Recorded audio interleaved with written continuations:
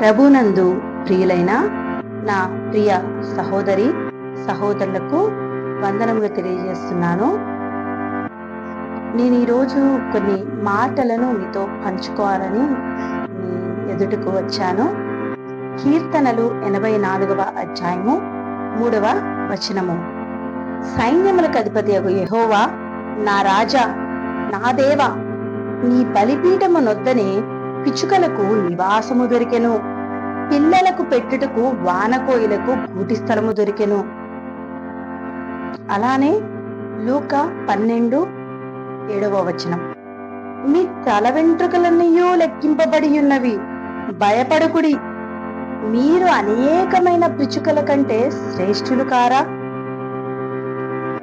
దేవుడు పిచ్చుకల గురించి, వానకోయిల గురించి, ఇలాంటి చిన్న చిన్న జీవుల గురించి ఆలోచించినప్పుడు మరి నిన్ను ఆయన రూపంలో చెక్కుకున్నాడు కదా, ఆయన పోలికలో, ఆయన రూపంలో ఆయనకెంతో ఇష్టమైన వాడిగా చేసుకున్నాడు కదా.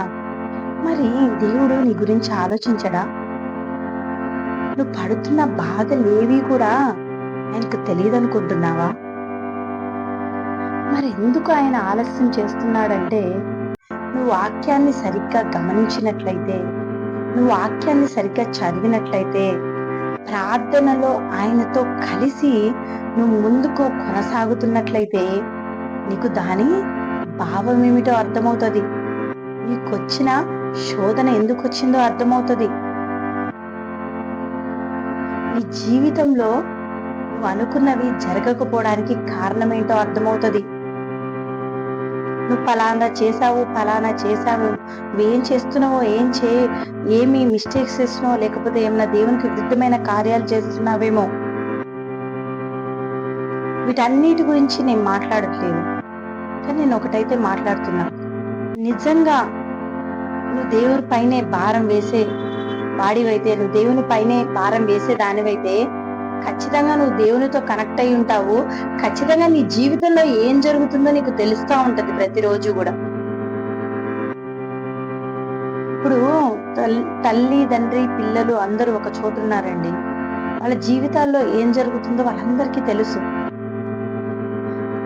అది ఎలా తెలుస్తుంది? వాళ్ళందరూ ఒక చోటు ఉన్నారు కాబట్టి. నేను అదే అంటున్నా, మీరు దేవునితో కలిసి ఉండండి, మీరు దేవునికి దగ్గరగా ఉండండి. మీకు ఆయనకి మధ్యలో ఏమన్నాయో వాటిని సరి చేసుకోండి. దేవుడు ఏమంటున్నాడు? మీరు అనేకమైన పిచ్చుకల కంటే శ్రేష్టమైన వారు కదా, నేను మిమ్మల్ని ఎందుకు విడిచిపెడతాను అంటున్నాడు. ఈరోజు ఆయనేమి మిమ్మల్ని విడిచిపెట్టడం లేదు, మీరే ఆయన దగ్గరకు రావట్లే, మీరే ఆయనతో కాంటాక్ట్ లో లేరు. ఇప్పుడు మీరు ఈ పరిస్థితిలో ఉండడానికి కేవలం మీరే కారణం. ఆ రోజు తప్పిపోయిన కుమారుడు ఆస్తి పంచుకొని మరి వెళ్ళాడు. దానికి కారణం తప్పిపోయిన కుమారుడా, తండ్రా? వద్దయ్యా అని చాలా చెప్పుంటాడు, కానీ వినలే. దేవుడు కూడా ఒకసారి వదిలేశాడేమో. ఇంకొకసారి నా ప్రేమేంటో, లోకంలో ప్రేమేంటో అర్థం కావాలనేసి ఒక్కొక్కసారి మనుషుల్ని వదిలేస్తా ఉంటాడు దేవుడు. నేను ఎంత చెప్తున్నా నువ్వు వినట్లేదు. బయట వారికి నాకు కొంతన నీకు తెలియాలని ఒక్కొక్కసారి దేవుడు అలా చూస్తూ ఊరుకుంటాడు. ఒక్కొక్కసారి అలా కొంతన తెలిసిన దేవుని ప్రేమ ఎంత రుచికరమైందో బేరేజ్ వేసుకొని నువ్వు మళ్ళీ తిరిగి రాకపోతే దేవుడు ఎలా కార్యాలు చేస్తాడు? నేను ఒక్కటే చెప్తున్నా అండి, నువ్వు ఎప్పుడైతే దేవునికి దగ్గరగా ఉంటావో నీ జీవితంలో జరిగే ప్రతి పరిస్థితిని ఆయన వివరిస్తాడు.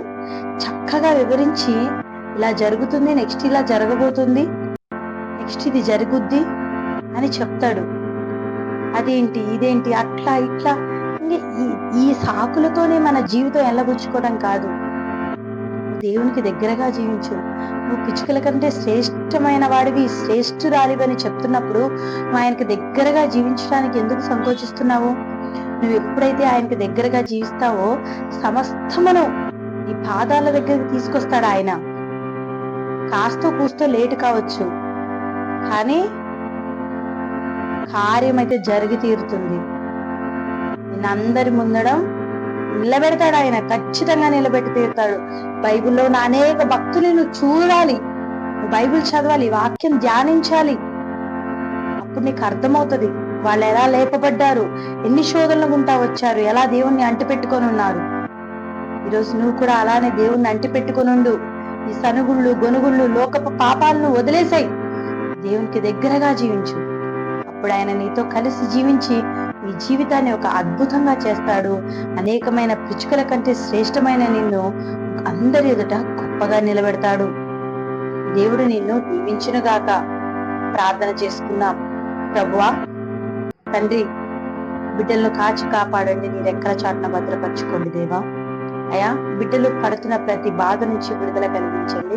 వీరి శోధనలోకి పడకుండా ప్రభువా, వీరి చెయ్యి పట్టుకొని నీ వైపు తిప్పుకొని నీతో కలిసి అడుగులు వేసే బిడ్డల్లా ఉంచమని, ప్రతి ఒక్కరి బాధకు వేదనకు కారణం ఏంటో తెలియజేసి వారిని మీతో పాటు నడిపించుకోమని యేసు నామములో అడుగుచున్నాము తండ్రి. ఆమేన్.